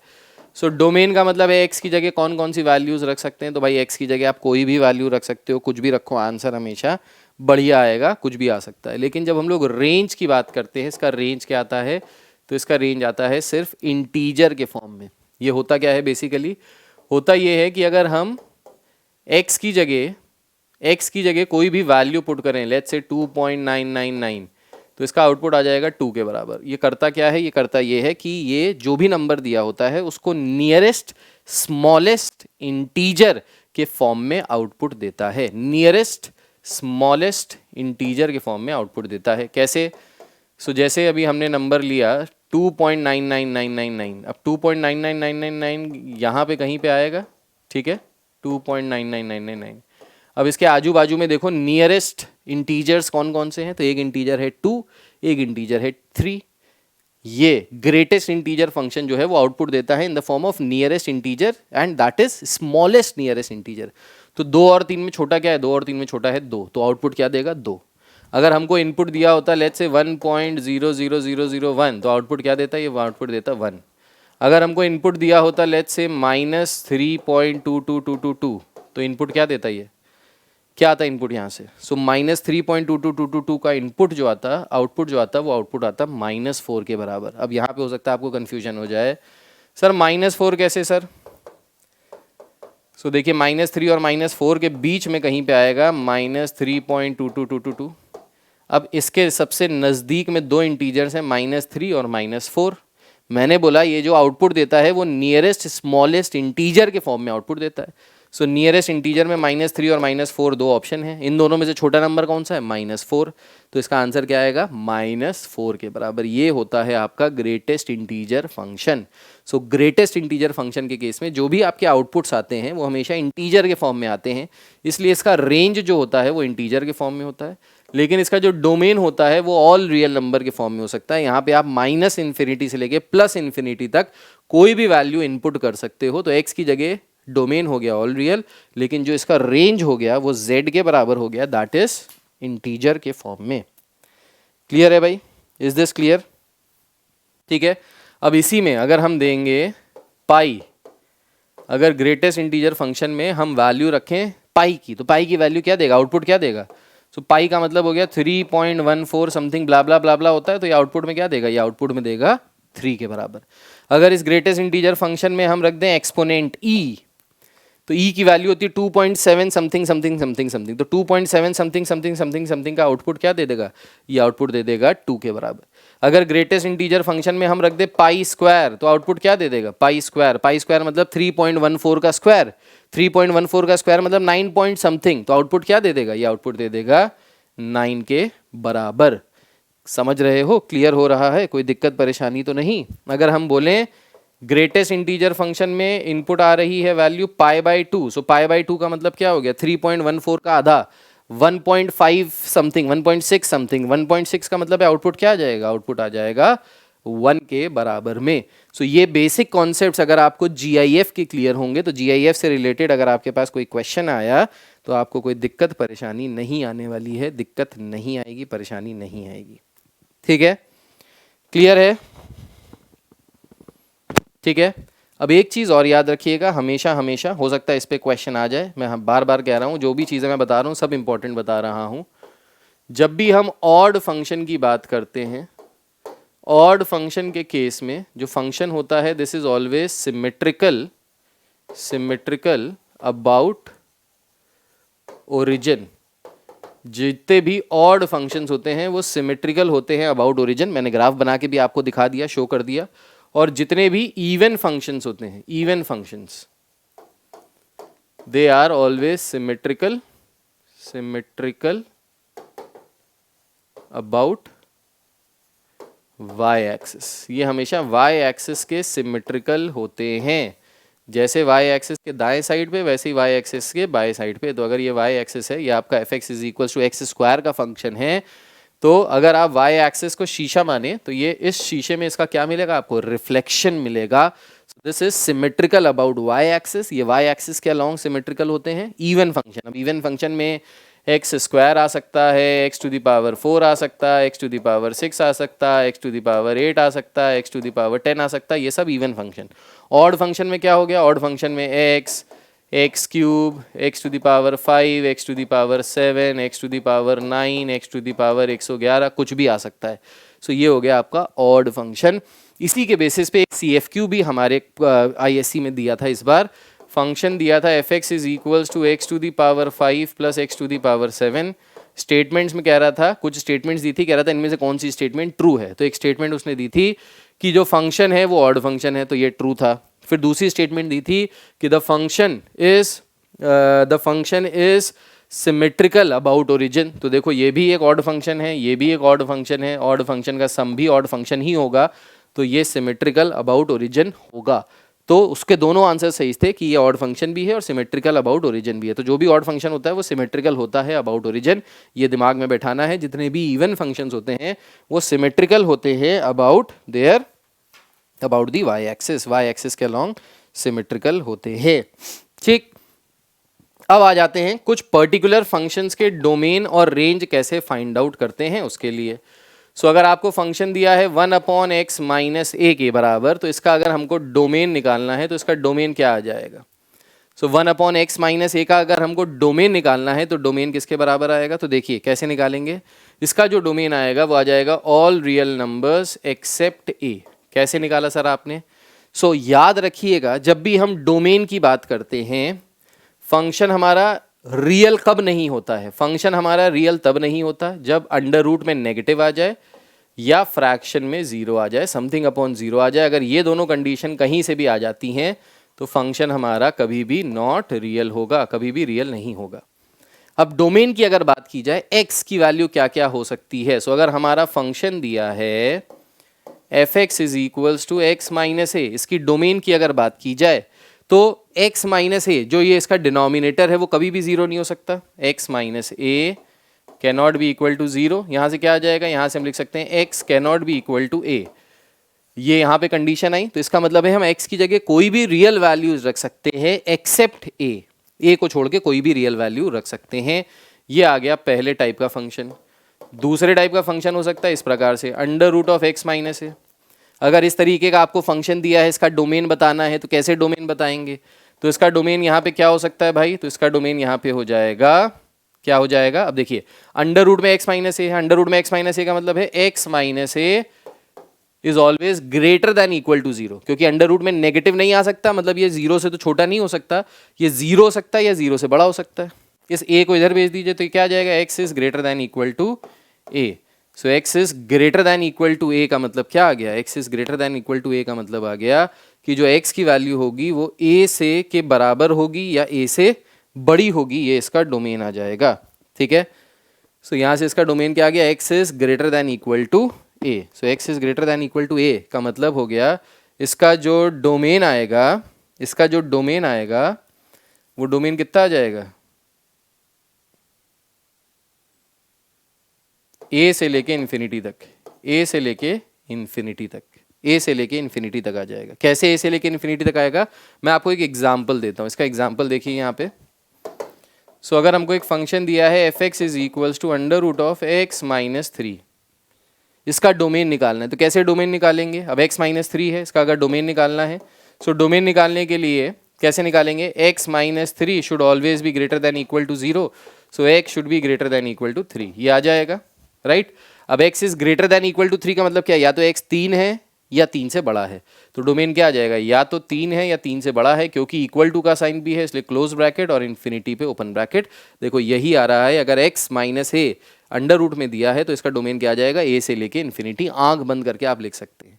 और अगर यही फंक्शन ऐसे दे दिया f(x) is equals to √(x + a), तब इसका डोमेन क्या आ जाएगा, तब इसका डोमेन आ जाएगा -a से लेके इन्फिनिटी के बीच में, -a से लेके इन्फिनिटी। क्यों, क्योंकि यहाँ से आ जाएगा x + a is greater than equal to 0, so x is greater than equal to -a। अब आप यहाँ पे एक एग्जाम्पल लेके देख लीजिए, x - 3 था, अब आप x + 3 करके देख लीजिए। जब आप x + 3 करेंगे तो ये आ जाएगा x is greater than equal to -3, अब -3 से बड़ा नंबर, सो -3 से इन्फिनिटी, ये आ जाएगा इसका डोमेन। ठीक है, सो जनरल आपको चीज़ें बता रहा हूँ कि जनरल अगर इस तरीके से फंक्शन दिया है तो उसका डोमेन क्या क्या आ सकता है, ये मैंने आपको जनरल तरीके से बताया। एग्जैक्ट जब वैल्यू आएगी आप रख लीजिए, आंसर आ जाएगा। बस ये आपने अगर दिमाग में बैठा लिया, चीज़ समझ ली, तो डोमेन में कभी भी दिक्कत नहीं आएगी, कभी भी गलती नहीं करोगे। नेक्स्ट टाइप का डोमेन आ सकता है इस प्रकार से, f(x) इज इक्वल्स टू 1/√(x - a)। अब अगर ऐसा आपको फंक्शन दे दिया, अंडर रूट में x - a नीचे डिनोमिनेटर में दे दिया, अब यहाँ से क्या हो सकता है, इसका डोमेन क्या आएगा, सो इसका डोमेन यहाँ से आएगा a से लेके इन्फिनिटी और both of them not included. a included अब नहीं होगा, क्यों नहीं होगा मैं बताता हूँ। सो अंडर रूट में x माइनस ए है और नीचे डिनोमिनेटर में है, नीचे डिनोमिनेटर कभी जीरो नहीं हो सकता और नेगेटिव अंडर रूट में नहीं आ सकता। मतलब यहाँ से जो कंडीशन बनी वो बनी x minus a should be greater than zero. When x minus a is greater than zero that means x is greater than a. जब x is greater than a तो डोमेन क्या आ जाएगा, डोमेन आ जाएगा a से लेके infinity जहाँ पे a इंक्लूडेड नहीं है। सो यहाँ पे a इंक्लूडेड है, यहाँ पे a इंक्लूडेड नहीं है। अगर इसी को हम माइनस लगा दें, यहाँ प्लस कर दें, नीचे प्लस कर दें, सो अगर नीचे प्लस कर दें तो इसका डोमेन क्या आ जाएगा, इसका डोमेन आ जाएगा माइनस ए से लेके इन्फिनिटी। आप इसको करके भी देख सकते हैं, सेम यही x plus a is greater than zero, a plus a उधर जाएगा माइनस ए हो जाएगा, so x is greater than minus a हो जाएगा। सो यहाँ से डायरेक्ट आंसर आ जाएगा माइनस ए से इन्फिनिटी। तो अगर आपको दिया 1/x माइनस 3 तो आंसर क्या है, आपका आंसर है डायरेक्टली 3 से इन्फिनिटी।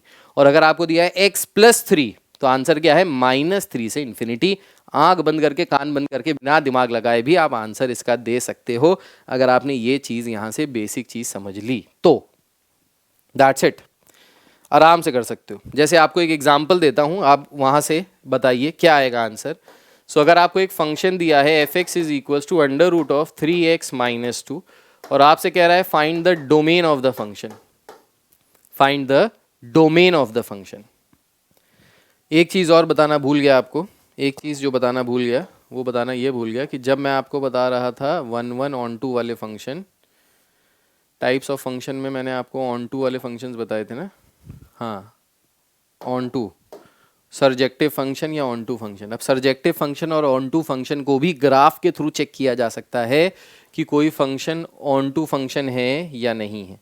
सो कोई फंक्शन ऑन टू फंक्शन है कि नहीं है कैसे चेक करेंगे, जैसे भी हमने देखो यहाँ पे चेक किया था कि जो एक्स स्क्वायर फंक्शन होता है वो ऑन टू नहीं होता, नहीं होता, अभी हमने चेक किया था, ठीक है।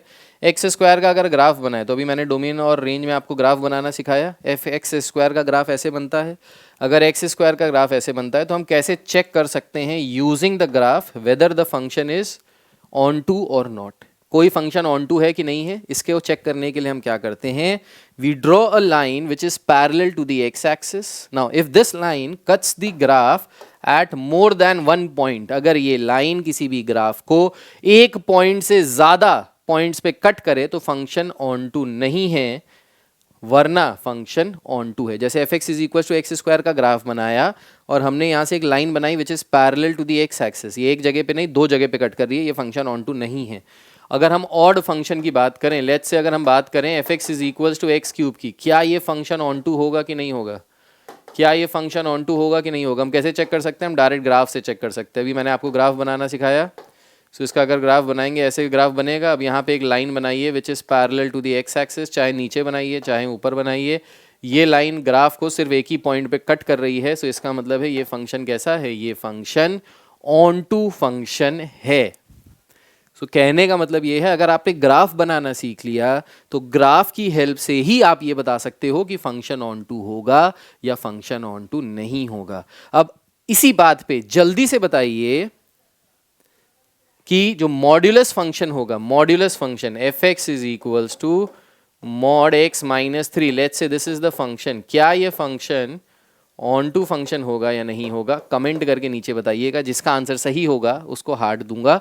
क्या f x is equals to mod of x minus 3 onto function होगा या नहीं होगा, बताइए। सो रिलेशन एंड फंक्शन में इससे ज़्यादा कुछ भी नहीं है, कुछ भी और बचा नहीं। मैंने आपको ग्राफ समझा दिए, डोमेन रेंज समझा दिया, टाइप्स ऑफ फंक्शन बता दिए, टाइप्स ऑफ रिलेशंस बता दीजिए, ग्राफ से कैसे समझते हैं ये बता दिया, फंक्शन कैसे पता करेंगे कि कोई फंक्शन है कि नहीं है, ग्राफ से कैसे पता करेंगे, सारी चीज़ें बता दी। So each and everything that has to be covered in under this chapter is covered in this revision class। और ये एक रिवीजन क्लास में हमने पूरा रिलेशन, फंक्शन, डोमेन, रेंज, जो जो चीज़ें यहाँ से बन सकती थी सारी चीज़ें समझ ली हैं, सारी चीज़ें कवर कर ली हैं। तो इसी को आप एग्जाम से एक दिन पहले, 2 दिन पहले अगर देख लेते हैं तो आपका पूरा का पूरा रिवीजन हो जाएगा रिलेशन एंड फंक्शन का। And I would strongly advice you, strongly suggest you, आप कॉपी खोल के इस तरीके से जैसे मैंने आपको पढ़ाया, बिना किताब खोले, मेरे पास कोई किताब नहीं खुली थी, कुछ नहीं खुला था, मैं आपको क्वेश्चंस कुछ देख के दे रहा था, डेफिनेटली मैंने क्वेश्चंस देखे, लेकिन बाकी मैंने कुछ भी नहीं देखा।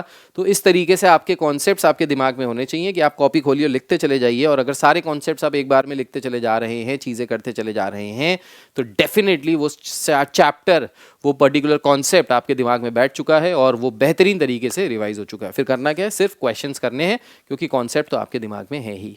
ठीक है, सो आज के लिए इतना ही रखते हैं। Till then take care, God bless you all, bye bye, जय हिंद, अपना ख्याल रखिए, बाय बाय।